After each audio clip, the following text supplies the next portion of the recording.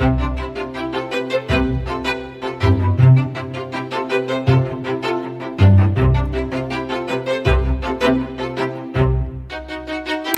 semangat semua, sebelum saya memulai, saya sangat berharap dukungan positif dari Bapak Ibu semua demi kemajuan channel ini dengan klik tombol subscribe, semoga akan menjadi pahala untuk kita semua.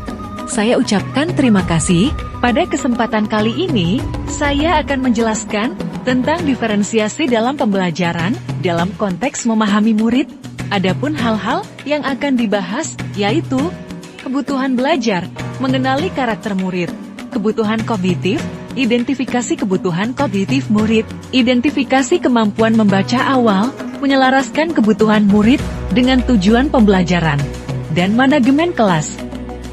Kebutuhan belajar, guru diharapkan dapat memahami bahwa murid memiliki pengetahuan awal dan keterampilan yang dipengaruhi oleh bagaimana ia dibesar di dalam keluarga dan lingkungannya. Karena itu, setiap murid adalah individu yang unik. Tugas ibu dan bapak guru adalah mengenali karakteristik dan kebutuhannya agar dapat mengembangkan potensinya.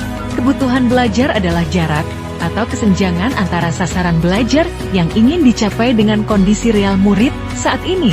Ada 3 faktor yang harus dipenuhi oleh guru agar proses pembelajaran dapat efektif, yaitu 1. Pengetahuan, tingkat pemahaman murid terhadap materi atau topik pembelajaran. 2. Keterampilan, kemampuan praktis murid yang diperlukan dalam pemahaman dan penerapan materi. 3. Ketertarikan, tingkat minat dan keinginan murid untuk belajar tentang suatu topik atau antusiasme keterampilan tertentu. Adapun beberapa hal penting yang perlu diperhatikan guru dalam mengenali karakteristik dan kebutuhannya agar dapat mengembangkan potensinya adalah 1. Guru perlu mendalami pemahamannya terhadap murid. Pemetaan kompetensi dan kebutuhan murid menjadi fokus utama dalam memajukan proses pembelajaran. Guru diharapkan dapat memahami murid secara holistik, termasuk latar belakang keluarga dan lingkungan, untuk dapat merancang strategi pembelajaran yang sesuai. Pemetaan kompetensi dan kebutuhan murid menjadi landasan untuk menyusun materi pembelajaran yang relevan dan memberikan dukungan yang tepat kepada setiap individu.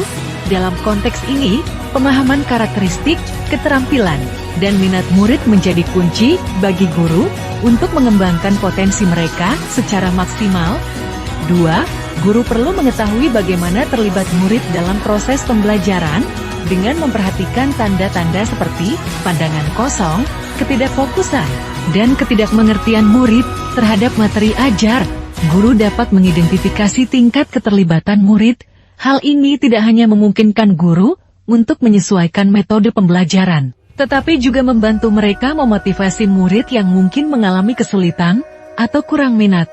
Pemahaman ini menjadi dasar untuk merancang strategi pembelajaran yang lebih interaktif dan menarik, agar setiap murid dapat terlibat penuh dalam pembelajaran. Terakhir, guru perlu mengidentifikasi kendala yang dihadapi murid. Hal ini dapat dilakukan baik dalam merespon pertanyaan, menyelesaikan tugas, maupun dalam kegiatan kelas, juga menjadi fokus penting. Melalui pengamatan dan analisis, guru dapat mengetahui secara spesifik mengapa suatu murid mungkin tidak aktif atau mengalami kesulitan.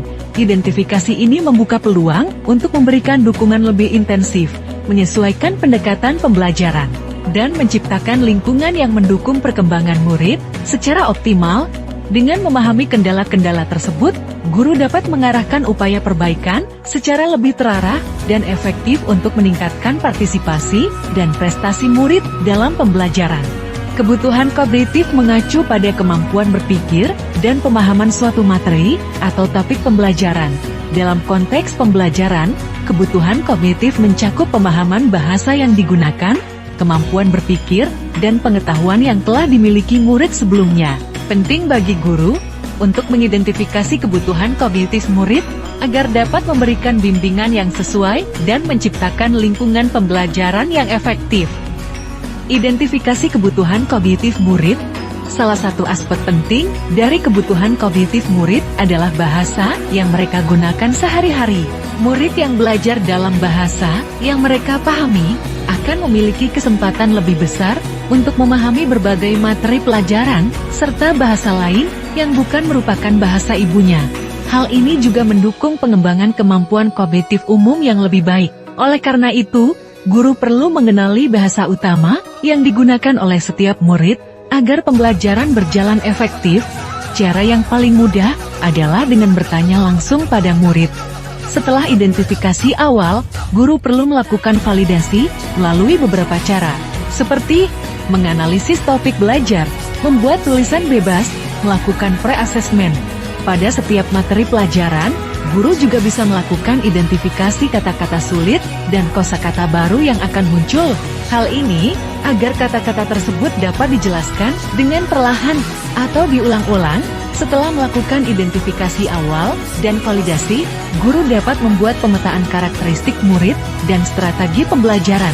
Pemetaan ini akan memudahkan guru untuk memenuhi kebutuhan belajar murid dan membantu mereka menjalani proses pembelajaran yang efektif. Identifikasi kemampuan membaca awal. Kemampuan membaca awal merupakan kompetensi fundamental yang menentukan keberhasilan murid dalam belajar. Oleh karena itu, guru kelas awal perlu mengidentifikasi kemampuan membaca awal muridnya. Identifikasi ini penting dilakukan agar guru dapat memberikan pembelajaran yang sesuai dengan kebutuhan masing-masing murid. Ada 6 indikator yang dapat digunakan untuk mengidentifikasi kemampuan membaca awal murid, yaitu 1. Mengenal bentuk dan melafalkan bunyi huruf. Dapat dilakukan dengan aktivitas seperti menggunakan buku bacaan atau poster, menyebutkan bunyi dan bentuk huruf, memperkenalkan huruf dalam konteks. 2. Membaca suku kata. Dapat dilakukan dengan aktivitas seperti menunjukkan kartu suku kata atau buku dengan konten suku kata, menyebutkan suku kata dalam konteks. 3. Sikat membaca. Dapat dilakukan dengan aktivitas seperti mengamati mata murid saat menyimak bacaan, merespon pertanyaan, menunjukkan ketertarikan. 4. Pemahaman. Dapat dilakukan dengan aktivitas seperti bertanya hal-hal terkait konten cerita, menjelaskan makna kata, prediksi cerita. 5. Jumlah kosakata. Dapat dilakukan dengan aktivitas seperti menggunakan bahasa ibu sebagai jembatan, membuat daftar kosakata. 6. Kemampuan menulis. Dapat dilakukan dengan aktivitas seperti mengamati tulisan murid, menghubungkan dengan kemampuan membaca. Dalam penerapannya, guru dapat memilih indikator-indikator yang sesuai dengan kebutuhan murid. Misalnya, jika murid sudah mengenal bentuk dan melafalkan bunyi huruf, maka guru dapat langsung fokus pada indikator membaca suku kata.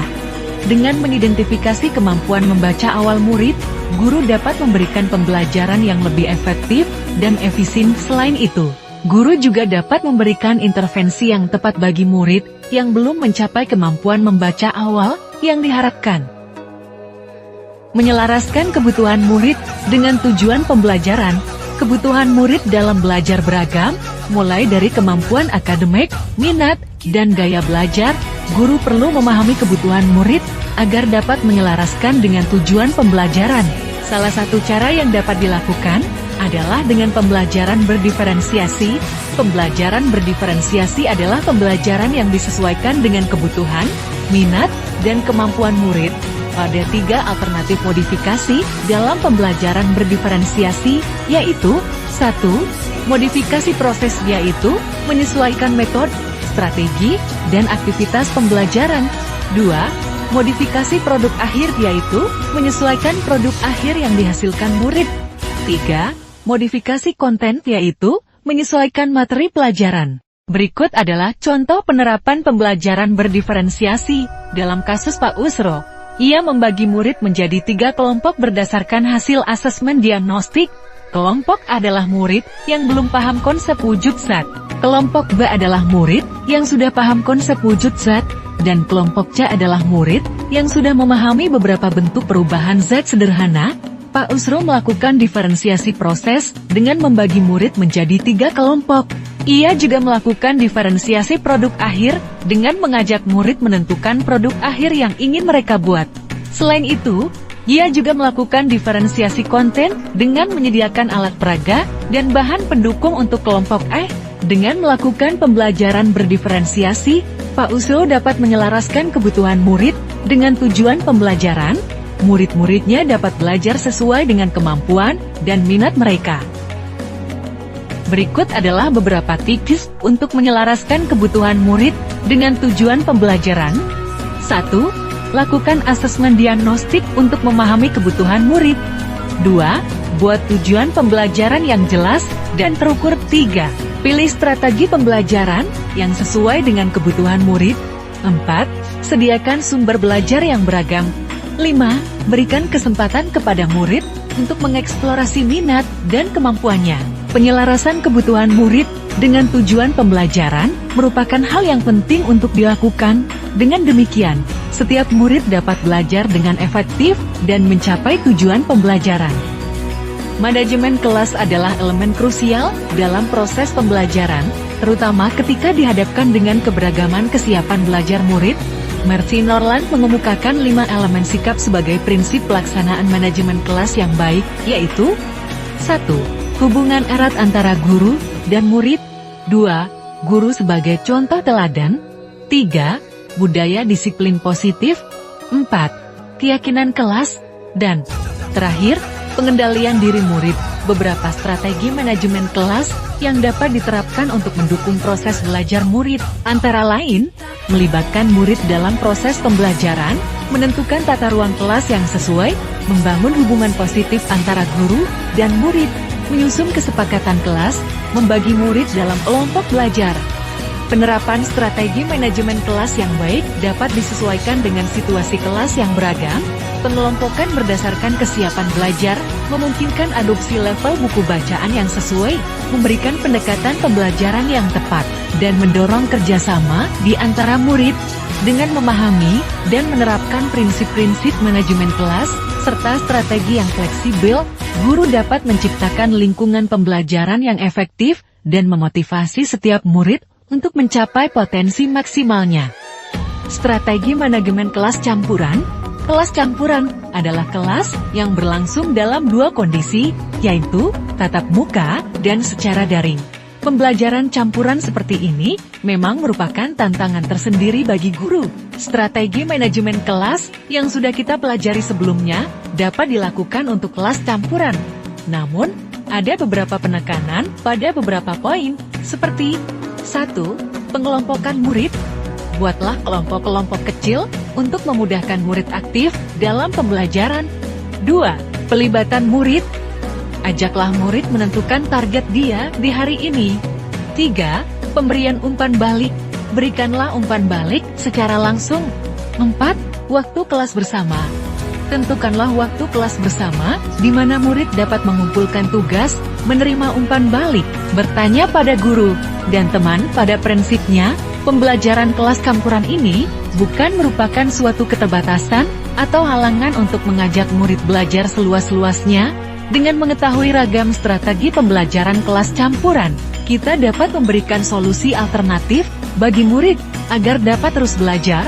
Strategi pembelajaran kelas campuran yang cocok untuk diterapkan di satuan pendidikan masing-masing dapat disesuaikan dengan kondisi dan kebutuhan murid. Yang perlu selalu kita perhatikan adalah pembelajaran kelas campuran ini harus tetap berpusat pada murid. Sekian paparan sebagai bentuk aksi nyata pemaparan pemahaman saya tentang topik diferensiasi dalam pembelajaran dalam konteks memahami murid. Semoga dapat dipahami dengan baik dan menjadi manfaat dan berguna bagi Bapak Ibu semua. Saya berharap Bapak Ibu dapat meninggalkan umpan balik di kolom komentar mengenai penjelasan yang telah saya paparkan. Akhir kata, saya ucapkan terima kasih.